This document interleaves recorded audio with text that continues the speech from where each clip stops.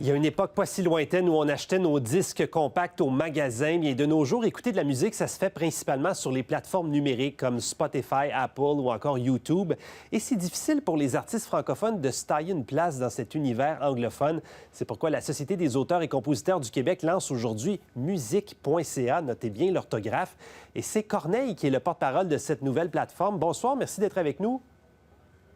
Bonsoir, vous allez bien? Bien, ça va très bien vous-même. Quel est l'objectif de ce projet-là? Comment ça a démarré? En fait, c'est la SPAC. C'est un projet qui, à la base, a été initié par la SPAC et ils m'ont contacté pour me demander si je voulais bien être le porte-parole de ce projet-là. Et ça m'a parlé tout de suite parce que c'est depuis très longtemps la première solution pratique, réaliste, viable qu'on propose pour pallier aux gros problèmes que nous avons en ce moment à Québec, qui est celui du manque de visibilité, je dirais même de l'invisibilité du contenu francophone en musique au Québec. Parce que les artistes québécois sont aujourd'hui noyés dans cet océan de- des Spotify et des Apple Music de ce monde, qui sont des plateformes d'écoute et de distribution, qui ont un tel monopole que venir s'imposer face à eux est une affaire impossible. Et donc, la solution qui a été trouvée, c'est de créer un quartier général où on galvaniserait les consommateurs québécois pour les amener vers cette plateforme-là, pour leur rendre le soutien de la chanson francophone d'ici plus facile. Parce que si tu vas sur Spotify, tu as beau vouloir soutenir les artistes québécois, l'algorithme va forcément te réorienter vers du contenu plus anglo-saxon, que ce soit des États-Unis, de l'Angleterre ou ailleurs. Donc, c'est pour moi, depuis que je fais de la musique et depuis surtout l'avènement de ces grandes plateformes-là d'écoute, c'est la solution la plus viable, la plus réaliste que j'ai trouvée, qu'on propose pour aider la cause des artistes en musique francophone québécois. Là, on voit des images de la plateforme. Justement, ça fonctionne comment? On voit des listes de lecture. On nous demande aussi à quel service on est abonné. Concrètement, si on veut suivre cette plateforme musique.ca, on fait comment? C'est super simple, c'est très très simple. Donc, ce qui se passe, c'est que quand on va sur cette plateforme-là, c'est une plateforme qui propose un super bel éventail de listes de lecture. On peut en parler plus tard si on a du temps. Et mettons que votre truc, c'est le R&B francophone d'ici, puis que vous avez envie de découvrir du R&B francophone fait au Québec, ben, vous allez trouver votre liste de lecture, vous cliquez là-dessus et ça vous emmène directement à votre plateforme d'écoute habituelle. Donc, si vous êtes avec Spotify, ça vous amène directement à votre Spotify pour lequel vous payez déjà. Donc, le but, c'est pas justement de concurrencer ces géants-là du web comme Spotify, YouTube, là. Non, non, non, non, non, non, non. On est très réaliste. D'autres ont essayé, d'autres téméraires ont essayé avant nous et ça n'a pas marché.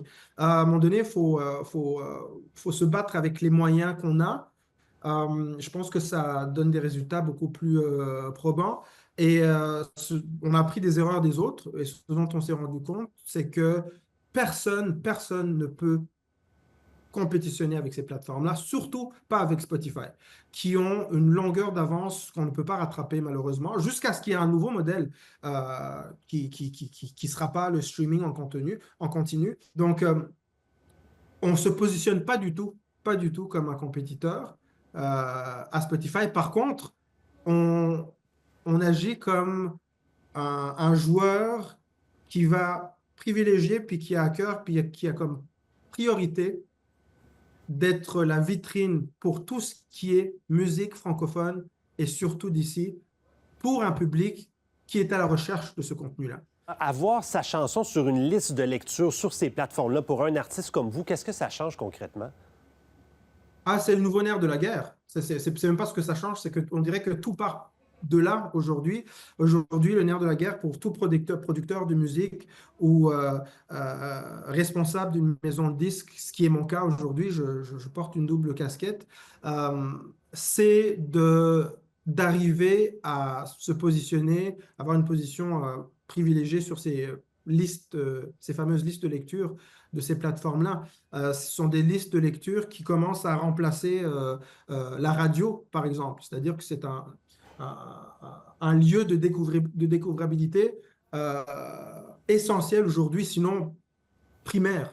Tu sais, c'est pour exister, que ce soit en cours de carrière ou en début de carrière, il faut que ta chanson puisse être visible sur ces plateformes-là. Et la meilleure entrée de visibilité, ce sont ces plateformes-là. Oui, on dit qu'en 2023, il y a à peine 5 des chansons sur ces plateformes-là qui ont été écoutées au Québec qui étaient des chansons francophones. Dans le contexte actuel, vous l'avez dit, là, il n'y a pas seulement des artistes québécois qui seront là-dessus, des artistes de la francophonie aussi. Dans le contexte actuel où on se questionne beaucoup avec notre relation avec les États-Unis, pensez-vous qu'il y a une belle occasion à saisir justement pour le milieu culturel?